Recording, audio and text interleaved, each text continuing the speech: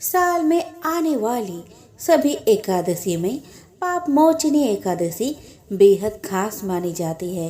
इस दिन भगवान विष्णु के साथ माता लक्ष्मी की भी पूजा जरूर करें। साथ ही एकादशी पर विष्णु सहस्त्र नाम का पाठ करना भी अत्यंत मंगलकारी माना जाता है। इस दिन ब्रह्म मुहूर्त में उठकर स्नान ध्यान के बाद व्रत का संकल्प ले। अब भगवान विष्णु की षोडशोपचार पूजा करें। पूजन के समय भगवान को धूप, दीप, तिल, फल, चंदन आदि अर्पित करें। फिर विष्णु सहस्त्र नाम और नारायण स्तोत्र का पाठ करें। इसके बाद भगवान विष्णु और एकादशी माता की आरती करें। आरती के बाद भगवान को भोग लगाएं और प्रसाद सभी में बांट दे। इस दिन जरूरतमंदों और गरीबों को भोजन कराकर दान अवश्य दे। पाप मोचनी एकादशी वाली रात में जागरण कर भगवान का स्मरण करें। फिर अगली सुबह यानी द्वादशी के दिन विधिवत रूप से पारण कर ले। चलते चलते एक झलक देख लेते हैं पाप मोचनी एकादशी के महत्व के बारे में। पाप मोचनी एकादशी, जैसा कि नाम से ही स्पष्ट है कि यह एकादशी पापों को नष्ट करने वाले एकादशी होते हैं। मान्यताओं के अनुसार इस दिन भगवान विष्णु की विधि पूर्वक पूजा करने से व्यक्ति को बड़े से बड़े पापों से भी छुटकारा मिल जाता है। इतना ही नहीं, इस दिन जो व्यक्ति भगवान विष्णु की पूजा करता है उसके जन्म जन्मांतर के पाप मिट जाते हैं। अर्जुन ने भगवान श्री कृष्ण से कहा, हे मधुसूदन, आपने फाल्गुन मास के शुक्ल पक्ष की एकादशी अर्थात आम्ल की एकादशी के बारे में विस्तार पूर्वक बतलाया। चैत्र माह के कृष्ण पक्ष में आने वाली एकादशी का क्या नाम है तथा उसकी विधि क्या है? कृपा करके आप मेरी बढ़ती हुई जिज्ञासा को शांत करें। भगवान श्री कृष्ण ने कहा, हे अर्जुन, चैत्र मास के कृष्ण पक्ष की एकादशी को पाप मोचनी एकादशी के नाम से जाना जाता है। एक बार की बात है, पृथ्वीपति राजा मंधाता ने लोमश ऋषि से यही प्रश्न किया था जो तुमने मुझसे किया है। अतः जो कुछ भी ऋषि लोमेश ने राजा मानधाता को बतलाया वही मैं तुमसे कह रहा हूँ। राजा मानधाता ने महर्षि लोमेश से पूछा, हे ऋषि श्रेष्ठ, मनुष्य के पापों का मोचन किस प्रकार संभव है? कृपा कर कोई ऐसा सरल उपाय बताए जिससे सभी को सहज ही पापों से छुटकारा मिल जाए। महर्षि लोमेश ने कहा, हे नृपति, चैत्र मास के कृष्ण पक्ष की एकादशी का नाम पाप मोचनी एकादशी है। उसके व्रत के प्रभाव से मनुष्य के अनेक पाप नष्ट हो जाते हैं। मैं तुम्हें इस व्रत की कथा सुनाता हूँ, ध्यान पूर्वक श्रवण करो। प्राचीन समय में चैत्र रथ नामक एक वन था। उसमें अप्सराएं के नरों के साथ विहार करती थी।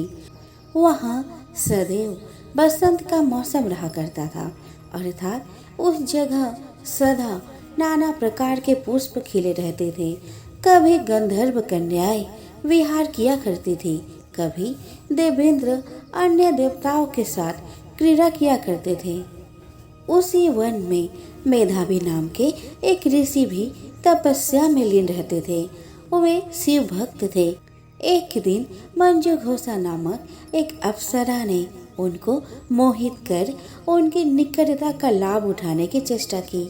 इसीलिए वह कुछ दूरी पर बैठ बीना बजाकर मधुर स्वर में गाने लगी। उसी समय शिव भक्त महर्षि मेधावी को कामदेव भी जीतने का प्रयास करने लगे। कामदेव ने उस सुंदर अप्सरा का भ्रू का धनुष बनाया, कटाक्ष को उसकी प्रत्यंचा बनाई और उसके नेत्रों को मंजू घोषा अप्सरा का सेनापति बनाया।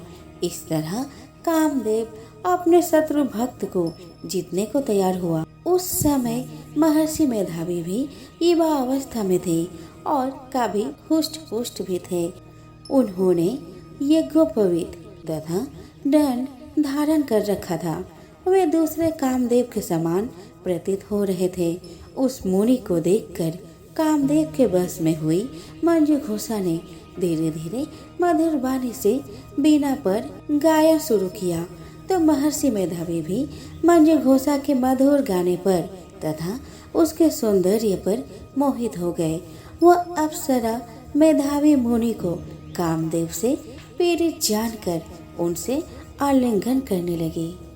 महर्षि मेधावी उसके सौंदर्य पर मोहित होकर शिव रहस्य को भूल गए और काम के वशीभूत होकर उसके साथ रमन करने लगे। काम के वशीभूत होने के कारण मुनि को उस समय दिन रात का कुछ भी ज्ञान न रहा और काफी समय तक वे रमन करते रहे। तदुपरांत मंजू घोषा उस मुनि से बोली, हे ऋषिवर, अब मुझे बहुत समय हो गया है, अतः स्वर्ग जाने की आज्ञा दीजिए। अप्सरा का बात सुनकर ऋषि ने कहा, हे मोहिनी, संध्या का तो आई हो, प्रातः काल होने पर चले जाना। ऋषि के ऐसे वचनों को सुनकर अप्सरा उनके साथ रमन करने लगी। इसी प्रकार दोनों ने साथ साथ बहुत समय बिताए। मंजू घोषा ने एक दिन ऋषि से कहा, हे विप्र, अब आप मुझे स्वर्ग जाने की आज्ञा दीजिए। मुनि ने इस बार भी वही कहा, हे रूपसी, अभी ज्यादा समय व्यतीत नहीं हुआ है, कुछ समय और ठहरो।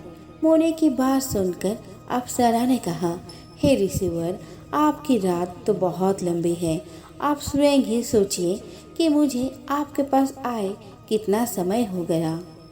अब और ज्यादा समय तक ठहरना क्या उचित है? अप्सरा की बात सुन मुनि को समय का बोध हुआ और वह गंभीरता पूर्वक विचार करने लगा। जब उन्हें समय का ज्ञान हुआ कि उन्हें रमन करते 57 वर्ष बीत चुके हैं, तो उस अप्सरा को वह काल का रूप समझने लगे। इतना ज्यादा समय भोग विलास में व्यर्थ चला जाने पर उन्हें बड़ा क्रोध आया। अब वह भयंकर क्रोध में जलते हुए उस तप नाश करने वाली अप्सरा की तरफ भ्रिकुटी तान कर देखने लगे। क्रोध से उनके अधर कांपने लगे और इंद्रियां बेकाबू होने लगी। क्रोध से थरथराते स्वर में मुनि ने उस अप्सरा से कहा, मेरे तप को नष्ट करने वाली दुष्टा, तू महापापिन और बहुत ही दुराचारिणी है, तुझ पर धिक्कार है। अब तू मेरे श्राप से पिशाचिनी बन जा। मुनि के क्रोध युक्त श्राप से वो अप्सरा पिशाचिनी बन गई। यह देखकर वह व्यथित होकर बोली, हे ऋषिवर, अब मुझ पर क्रोध त्याग कर प्रसन्न हुए और कृपा करके बताइए कि इस श्राप का निवारण किस प्रकार होगा। विद्वान ने कहा, साधुओं का संगत अच्छा फल देने वाले होते हैं और आपके साथ तो मेरे बहुत वर्ष व्यतीत हुआ है, अतः अब आप मुझ पर प्रसन्न हो जाइए, अन्यथा लोग कहेंगे एक पुण्य आत्मा के साथ रहने पर मंजू घोषा को पिशाचिनी बनना पड़ा। मंजू घोषा की बात सुनकर मुनि को अपने क्रोध पर अत्यंत ग्लानि हुई, साथ ही अपने अपकृत्य का भय भी हुआ। अतः पिशाचिनी बनी मंजू घोषा से मुनि ने कहा, तूने मेरा बड़ा बुरा किया है, किंतु फिर भी मैं तुझे इस श्राप से मुक्ति का उपाय बतलाता हूँ। चैत्र मास के कृष्ण पक्ष की जो एकादशी है उसका नाम पाप मोचनी है। उस एकादशी का उपवास करने से तेरी पिशाचिनी के देह से मुक्ति हो जाएगी। ऐसा कहकर मुनि ने उसको व्रत का सब विधान समझा दिया। फिर अपने पापों का प्रायश्चित करने के लिए वे अपने पिता चैवन ऋषि के पास गए। चैवन ऋषि ने अपने पुत्र मेधावी को देखकर कहा, हे पुत्र, ऐसा क्या किया है तूने कि मेरे सभी तप नष्ट हो गए हैं, जिससे तुम्हारा समस्त तेज मलिन हो गया है। मेधावी मुनि ने लज्जा से अपना सिर झुकाकर कहा, पिताश्री, मैं एक अप्सरा से रमन करके बहुत बड़ा पाप किया है। इसी पाप के कारण संभवतः मेरा सारा तेज और मेरे तप नष्ट हो गए हैं। कृपा करके आप इस पाप से छूटने का उपाय बतलाइए। ऋषि ने कहा, हे पुत्र, तुम चैत्र मास के कृष्ण पक्ष की पाप मोचनी एकादशी का विधि और भक्ति पूर्वक उपवास करो, इससे तुम्हारे सभी पाप नष्ट हो जाएंगे। अपने पिता चैवन ऋषि के वचनों को सुनकर मेधावी मुनि ने पाप मोचनी एकादशी का विधि पूर्वक व्रत किया। उसके प्रभाव से उनके सभी पाप नष्ट हो गए। मंजू घोषा अप्सरा भी पाप मोचनी एकादशी का उपवास करने से पिशाचिनी के देह से छूट गई और पुनः अपना सुंदर रूप धारण कर स्वर्गलोक चली गई। लोमस मुनि ने कहा, हे राजन, इस पाप मोचनी एकादशी के प्रभाव से समस्त पाप नष्ट हो जाते हैं। इस एकादशी की कथा के श्रवण व पठन से 1000 गोदान करने का फल प्राप्त होता है। इस उपवास के करने से ब्रह्म हत्या करने वाले, स्वर्ण चुराने वाले, मद्यपान करने वाले, आगम्यागमन करने वाले आदि भयंकर पाप भी नष्ट हो जाते हैं और अंत में स्वर्गलोक की प्राप्ति होती है। बहुत साल पहले की बात है। एक आलसी लेकिन भोला भाला युवक था जिसका नाम आनंद था। दिन भर कोई काम नहीं करता, बस खाता ही रहता और सोए रहता। घर वालों ने कहा, चलो जाओ, निकलो घर से, कोई काम धाम करते नहीं तो बस पड़े ही रहते हो। वह घर से निकलकर यूं ही भटकते हुए एक आश्रम पहुंचा।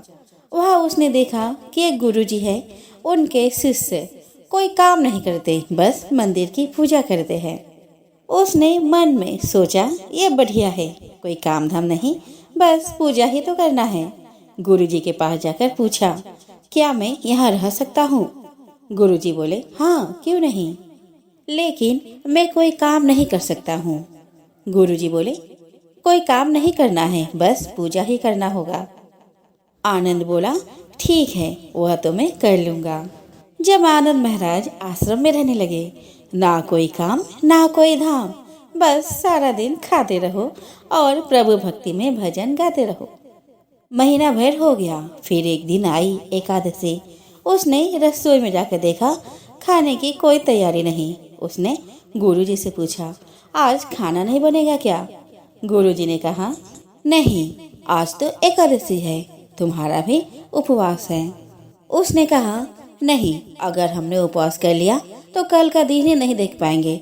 हम नहीं कर सकते उपवास, हमें तो भूख लगती है, आपने पहले क्यों नहीं बताया?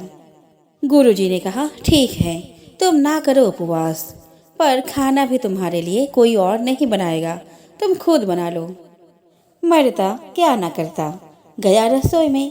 गुरुजी फिर आए और बोले, देखो, अगर तुम खाना बना लो तो राम जी को भोग जरूर लगा लेना और नदी के उस पार जाकर बना लो रसोई। ठीक है। लकड़ी, आटा, तेल, घी, सब्जी लेकर आनंद महाराज चले गए। जैसा तैसा खाना भी बनाया। खाने लगा तो याद आया, गुरुजी ने कहा था कि राम जी को भोग लगाना है। आनंद लगा भजन गाने, आओ मेरे राम जी, भोग लगाओ जी, प्रभु राम आइए, श्री राम आइए, मेरे भोजन का भोग लगाइए। कोई ना आया तो बेचैन हो गया कि यहाँ तो भूख लग रही है और राम जी आ ही नहीं रहे। भोला मानस जानता था कि प्रभु साक्षात तो आएंगे नहीं, पर गुरुजी की बात मानना जरूरी है। फिर उसने कहा, देखो प्रभु राम जी, मैं समझ गया कि आप क्यों नहीं आ रहे हो। मैंने रूखा सूखा बनाना है और आपको तरमाल खाने की आदत है, इसीलिए नहीं आ रहे हैं। तो सुनो प्रभु, आज वहाँ भी कुछ नहीं बना है, सबको एकादशी है, खाना हो तो ये भोग ही खा लो। श्री राम अपने भक्त की सरलता पर बड़े मुस्कुराए और माता सीता के साथ प्रकट हो गए। भक्त असमंजस में था। गुरुजी ने तो कहा था कि राम जी आएंगे, पर यहाँ तो माता सीता भी आ गई है और मैंने तो भोजन बस 2 लोगों का बनाया है। चलो कोई बात नहीं, आज इन्हें ही खिला देते हैं। बोला, प्रभु मैं भूखा रह गया, लेकिन मुझे आप दोनों को देखकर बड़ा अच्छा लग रहा है।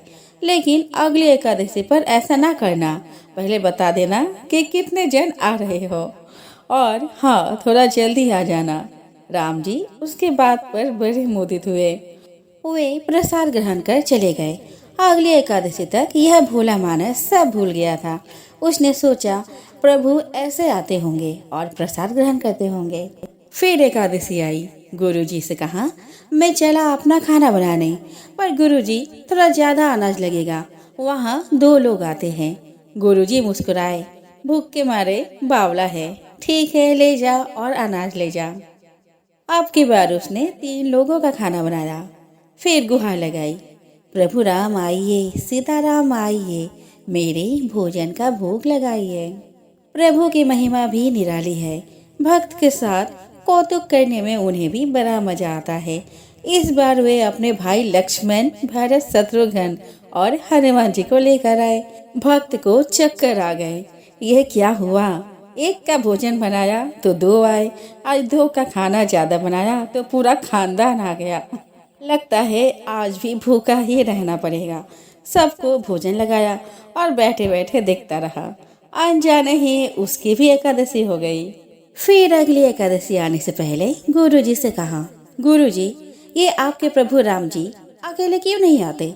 हर बार कितने सारे लोग ले आते हैं। इस बार अनाज ज्यादा देना।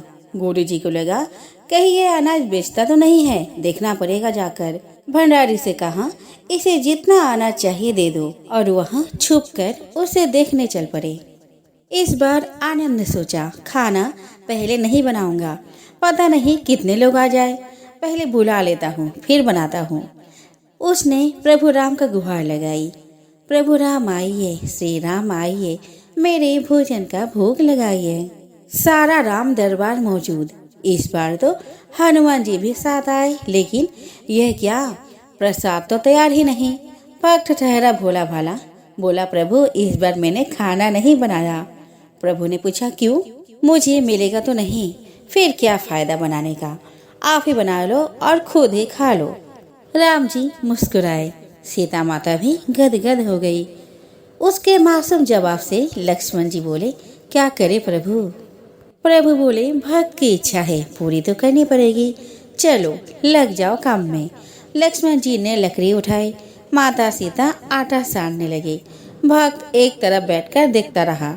माता सीता रसोई बना रहे थे तो कई ऋषि मुनि, यक्ष, गंधर्व प्रसाद लेने आने लगे।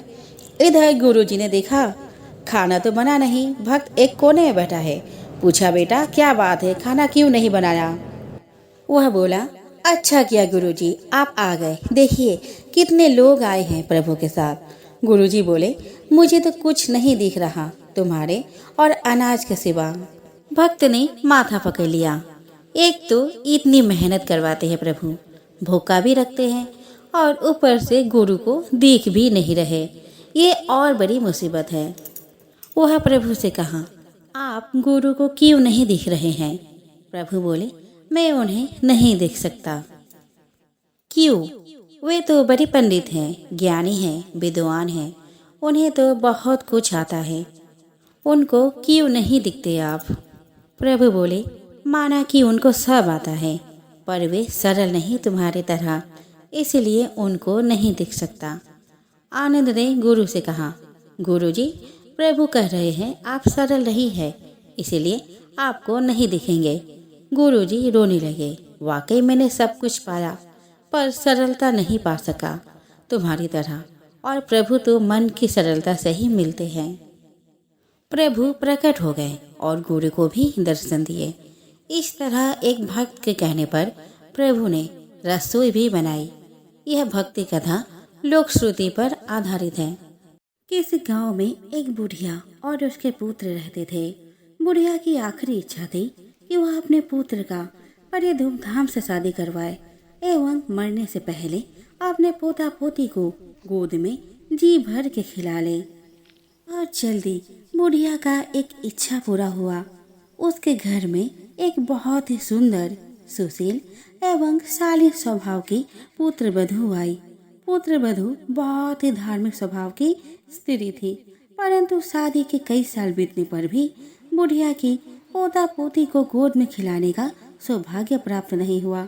अतः बुढ़िया ने अपने पुत्र की दूसरी शादी करवा दी। नवेली दुल्हन बड़े ही रंग ढंग की थी। पूजा पाठ से उसका दूर दूर से कोई नाता न था। नई दुल्हन ने घर में आते ही अपने पति को अपने बस में कर लिया।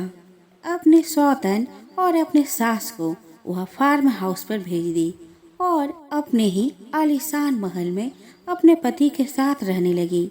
उसका सौतन और सास से वो खेत पर काम करवाती, खाने के लिए सिर्फ एक टाइम ही सूखी रोटी देती।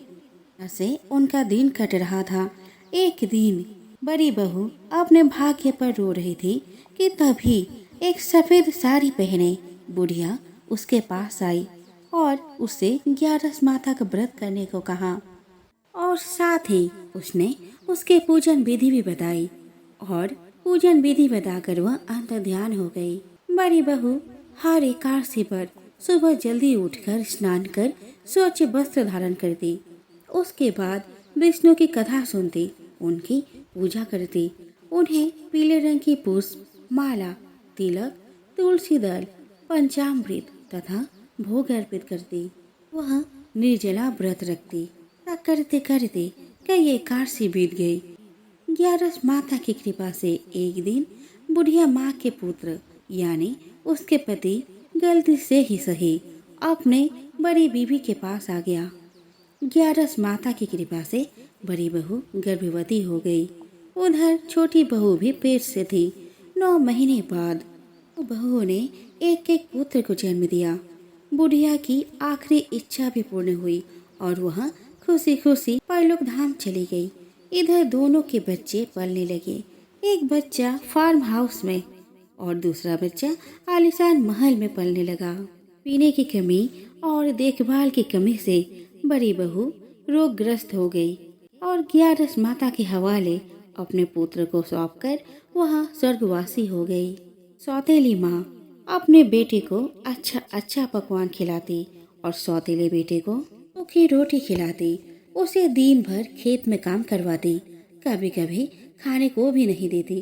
अकेले वह फार्म हाउस में गायों के झोपड़ी में रहता था और वही सोता था। भूख के मारे वो ठीक से सो भी नहीं पाता था। सुबह ही उसके सौतेली माँ उसे उठाती और खेत पर काम करने भेज देती। ऐसे ही उसका दिन कट रहा था। बेटे को अपनी माँ की बहुत याद आती थी और वह बहुत दुबला पतला भी हो गया था। एक दिन रात को जब उसे भूख से नींद नहीं लग रही थी और वह अपने माँ को याद करके बहुत रो रहा था, माँ माँ बोलकर अपने माँ को पुकार रहा था, तभी उसका माँ का ध्वनि 11 माता के कान तक पहुँची और वह सहसा उसे देखने चली आई। 11 माता ने उससे पूछा, बेटा तुम इतने दुबले पतले कैसे हो गए हो, क्या बात है बताओ। तब उस बच्चे ने सब कुछ बता दिया जो उसके सौतेली माँ ने उसके साथ किया था। 11 माँ ने तब ग्वाली घर पर मौजूद एक गैया माता से कहा कि वह रोज एक कटोरा भर कर दूध उस बच्चे को दे दिया करेगी। तो अगले सुबह ऐसा ही हुआ। गैया माता ने उसके लिए एक कटोरा दूध भर कर रख दिया। इधर दूध कम हो जाने के कारण सौतेली माँ को शक हो गया कि जरूर वह लड़का गाय का दूध पी जाता होगा। उसने अपने पुत्र से कहा कि जाओ जाकर देखो कि आखिर क्या बात है जो गैया दूध कम दे रही है। सौतेली माँ के पुत्र ने छिप कर देखा कि गैया माता स्वयं कटोरा भर कर दूध उस लड़के को दे रही है। यह बात उसने अपने मम्मी को बताई। सौतेली माँ जल भुन गई। उसने उस लड़के को ग्वाली घर से निकाल दिया एवं खेत पर रहने को कह दिया। बेचारा लड़का खेत पर ही एक पेड़ के छांव में रहने लगा। खाने के लिए सौतेली माँ उसे गोबर की गोली देती। वह बेचारा लड़का गोबर की गोली के ऊपर लगा आटे को चाट लेता और गोबर की गोली को फेंक देता। एक दिन फिर भूख के मारे उस लड़के को नींद नहीं आई। वह माँ माँ कर रोने लगा। तभी 11 माता प्रकट हुई।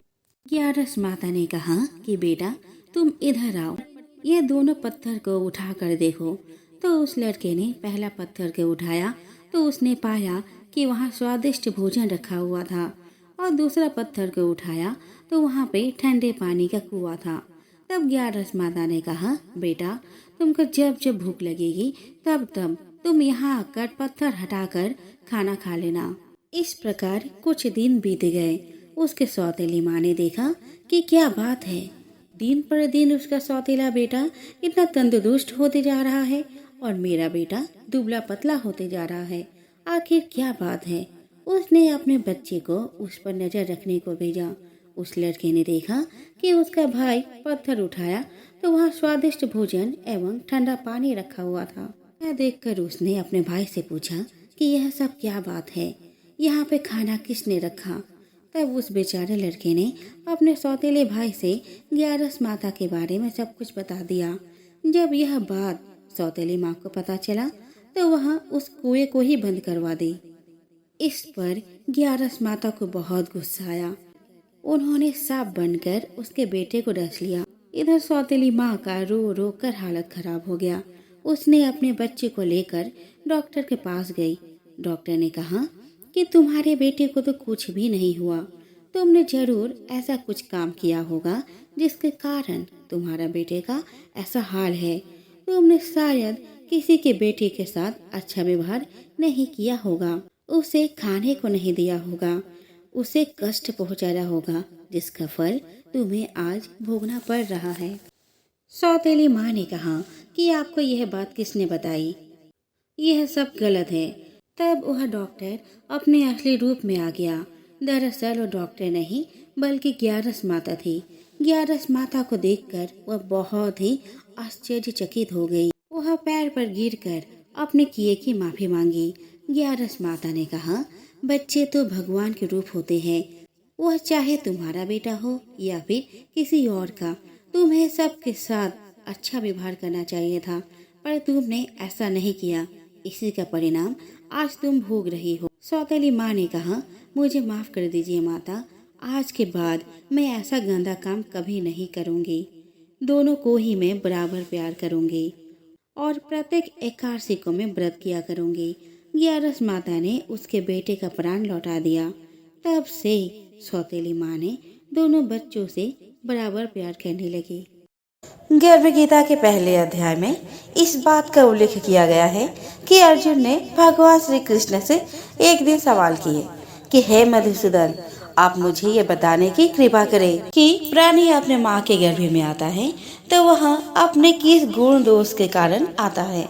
प्राणी जन्म से पहले गर्भ में कष्ट पाता है और जन्म के समय भी असहनीय पीड़ा पाता है। इसके बाद भी वह रोग पीड़ा के कारण दुख पाता है। उसे बुढ़ापे में अनेक रोग घेर लेते हैं और उसकी मृत्यु हो जाती है। अतः हे भगवान, कृपा करके मुझे ये बताएं कि वे कौन से कार्य है जिनसे मनुष्य जन्म मृत्यु के दुखों से बच सकता है। तब भगवान श्री कृष्ण ने अर्जुन के सवाल का जवाब देते हुए कहा कि हे धनुर्धारी, जन्म मृत्यु का बंधन तो सभी प्राणियों की नियति है, यानी जिस किसी प्राणी ने इस मृत्यु लोक में जन्म लिया है उसकी मृत्यु निश्चित है और यह सदा से ही संसार में क्रियान्वित रहा है।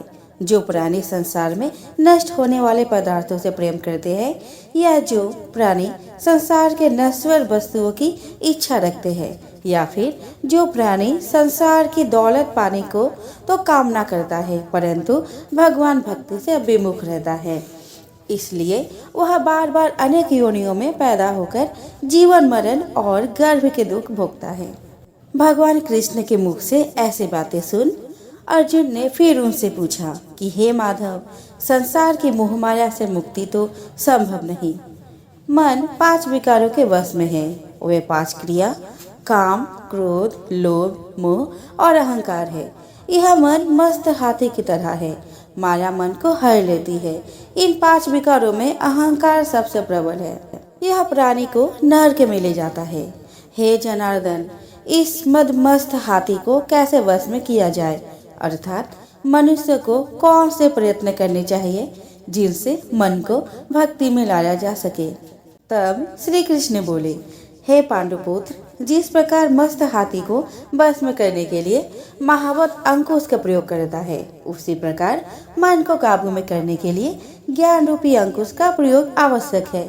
भक्ति और ज्ञान अभ्यास करने पर ही प्राप्त होते हैं। अहंकार करने से जीवन नरक बन जाता है। श्री कृष्ण के जवाब से संतुष्ट होकर अर्जुन ने पुनः उनसे सवाल किया कि हे जनार्दन, कुछ प्राणी तो अपनी भक्ति करने के लिए वन जंगलों में जाकर रमते हैं और कुछ सांसारिक मोह माया छोड़कर जगह जगह भटकते फिरते हैं। अतः हे प्रभु, इस बारे में कैसे पता चले कि आपका भक्ति किस प्रकार मिल सकती है? अर्जुन के इस सवाल का जवाब देते हुए कृष्ण ने कहा कि हे कौंतेय, जो प्राणी मुझे खोजने के लिए जंगलों में फिरते हैं वे सन्यासी व बैरागी कहलाते हैं। वे सिर पर जटा बांधते हैं तथा भस्म लगाते हैं, लेकिन फिर भी वे मेरे दर्शन नहीं कर पाते, क्योंकि उनमें भक्ति और प्रेम नहीं है। वे अहंकार में डूबे हुए हैं। तब यह बैराग्य का अहम तो मेरी भक्ति पाने में बाधा डालता है। मैं शुद्ध मन से भक्ति करने वाला सतत अभ्यासी, जो काम, क्रोध, मोह, लोभ और अहंकार से परे है, उन्हें ही मैं दर्शन देता हूँ। तब अर्जुन ने श्री कृष्ण से पुनः पूछा कि हे वासुदेव, मनुष्य इन 5 विकारों से ग्रस्त होकर अपने सांसारिक जीवन को नष्ट कर लेता है। इसीलिए हे माधव, मुझे यह बताइए कि वह कौन सा पाप है जिसके कारण किसी की स्त्री असमय ही मर जाती है। इतना ही नहीं, पिता के रहते किसी के पुत्र क्यों मर जाते हैं और किस पाप के कारण व्यक्ति नपुंसक हो जाता है। अर्जुन के मुख से यह प्रश्न सुनकर श्री कृष्ण मुस्कुराते हुए बोले, हे अर्जुन, जो व्यक्ति किसी से कर्ज लेकर उसे नहीं चुकाता, वह इस पाप कर्म में अपनी पत्नी को खो देता है। उसी प्रकार जो किसी की अमानत को नहीं लौटाता, उसके पुत्र मर जाते हैं। जो किसी व्यक्ति को सहायता करने का वचन देकर भी समय पर उसकी सहायता नहीं करता, वह नपुंसक हो जाता है। ये सभी बड़े भयंकर पाप है। भगवान श्री कृष्ण के मुख से ऐसे दिव्य वचनों को सुनने के बाद अर्जुन का जिज्ञासा कम नहीं हुआ और उन्होंने पुनः श्री कृष्ण से एक प्रश्न पूछा, हे कृपा निधान, मनुष्य किस पाप के कारण हमेशा रोगी रहता है और किस पाप के कारण बोझा ढोने वाले गधे का जन्म पाता है? स्त्री तथा गधे का जन्म प्राणी को किस पाप कर्म के कारण मिलता है और मनुष्य किस दुष्कर्म के फलस्वरूप जघन्य पशु बनता है?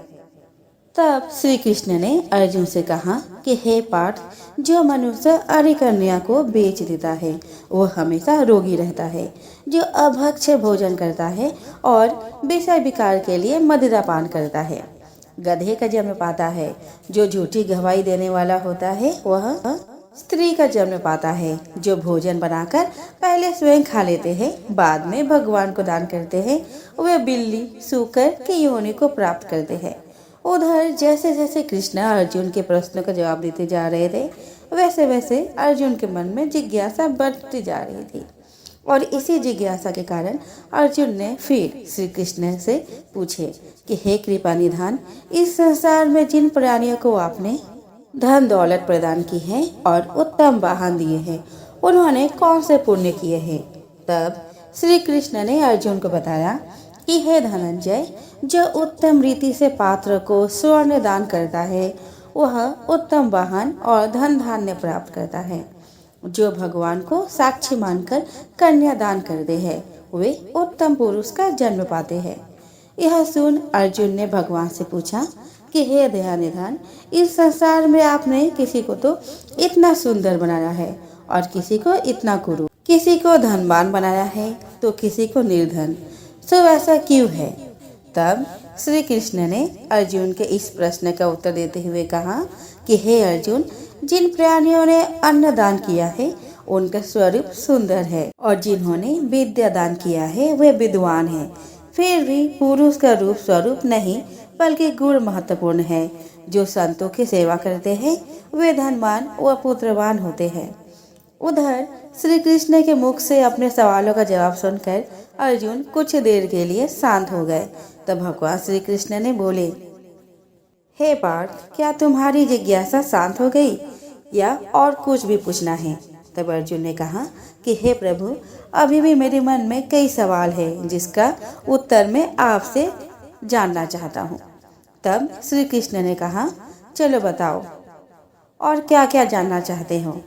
तब अर्जुन ने कहा, हे मधुसूदन, कृपया कर मुझे पहले ये बताए, मनुष्य धन और सांसारिक सुखों के प्रति इतना मोह क्यों रखता है? तब श्री कृष्ण ने अर्जुन से कहा, हे कौंतेय, यदि प्राणी मेरी कृपा से वंचित हो जाए तो वह धन दौलत आदि से मोह करने लगता है। यह सब नाशवान है। विवेकी प्राणी इनसे दूर रहता है।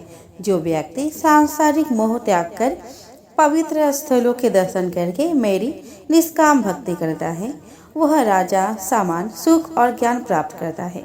सभी वस्तुएं नाशवान हैं, केवल मेरी भक्ति ही ऐसी है जिसका नाश नहीं होता। भगवान के मुख से ऐसे बातें सुनकर उनके चेहरे पर सुकून आ गई और उन्होंने फिर श्री कृष्ण से पूछा कि सखा, मनुष्य में शारीरिक रोगों जैसे रक्त विकार, खंड वायु, अंधता और पंगुता आदि का क्या कारण है? ये रोग क्यों होते हैं, बताने की कृपा करें। तब कृष्ण बोले, हे अर्जुन, जो प्राणी मेरा भक्ति से विमुख होकर माया में लिप्त हो जाते हैं, वे क्रोधी, रक्त विकारी, आलसी, दरिद्र, शील, संयम रहित, खंड वायु जैसे रोगों से ग्रसित होते हैं। जो स्त्री अपने पतिव्रत धर्म का पालन नहीं करती, वह संयम रहित, ज्योतिहीनता जैसे विकारों से ग्रस्त रहती है।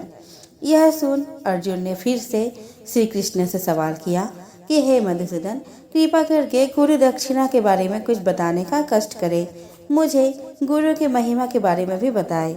तब श्री कृष्ण ने अर्जुन से इस सवाल का जवाब देते हुए बोले कि हे धनुधारी, तुम्हारा यह प्रश्न संपूर्ण मानव जाति के लिए कल्याणकारी है। तुम धन्य हो और धन्य है तुम्हारी जननी। हे पार्थ, ब्रह्मचारी और संयमी पुरुष जो ईश्वर भक्ति और परोपकार में लगा हो, उसे ही गुरु बनाना चाहिए। अपने गुरु को देख रेख में ही मेरी पूजा करे।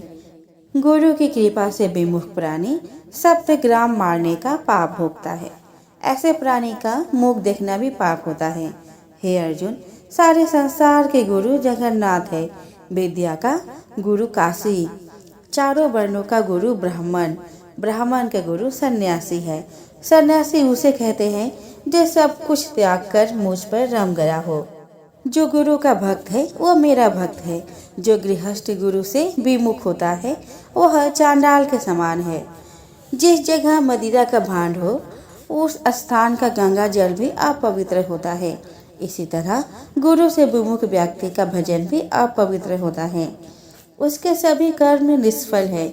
ऐसा व्यक्ति कुकुर, सूकर, गर्दभ, काक इन योनियों को पाता है। वह अजगर सर्प समान आलस्य में डूबा तिरस्कार पाता है।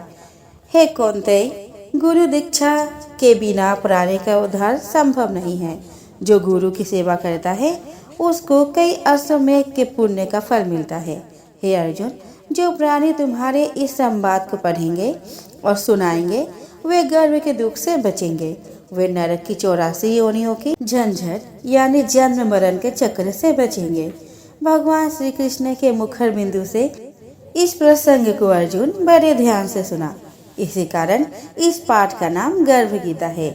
इस प्रसंग को पढ़ने और सुनने से व्यक्ति को पुण्य का फल मिलता है तथा उस व्यक्ति पर सदैव भगवान श्री कृष्ण की कृपा बनी रहती है। यह गणेश जी की कथा है, जिसे किसी भी व्रत या अन्य किसी कथा को सुनने के बाद अनिवार्य रूप से सुना जाता है। गणेश जी की पूजा के उपरांत विनायक जी की कथा, गणेश जी की कथा को सुनना अत्यंत ही शुभ होता है। एक बार गणेश जी महाराज एक सेठ जी के खेत में से जा रहे थे तो उन्होंने 12 दाने अनाज को तोड़ दिए। फिर गणेश जी के मन में पछतावा भी हुआ कि मैंने तो सेठ जी के यहाँ चोरी कर ली। तो गणेश जी सेठ जी के 12 साल की नौकरी करने लग गए। एक दिन सेठानी राख से हाथ धोने लगी तो गणेश जी ने सेठानी का हाथ पकड़कर मिट्टी से हाथ धुला दिया। सेठानी सेठ जी से बोली, ऐसा क्या नौकर रखा है? नौकर होकर उसने मेरा हाथ पकड़ लिया। सेठ जी ने गणेश जी को बुलाकर पूछा कि तुमने सेठानी का हाथ क्यों पकड़ा? तो गणेश जी ने बोला, मैंने तो एक सीख की बात बताई है। राख से हाथ धोने पर घर की लक्ष्मी नाराज होकर घर से चली जाती है और मिट्टी से हाथ धोने से आती है। सेठ जी ने सोचा कि गणेश है तो सच्चा। थोड़े दिन बाद कुंभ का मेला आया। सेठ जी ने कहा, गणेश सेठानी को कुंभ के मेले में स्नान करा के ले आओ। सेठानी किनारे पर बैठकर नहा रही थी तो गणेश जी उनका हाथ पकड़कर आगे डुबकी लगवा लाए।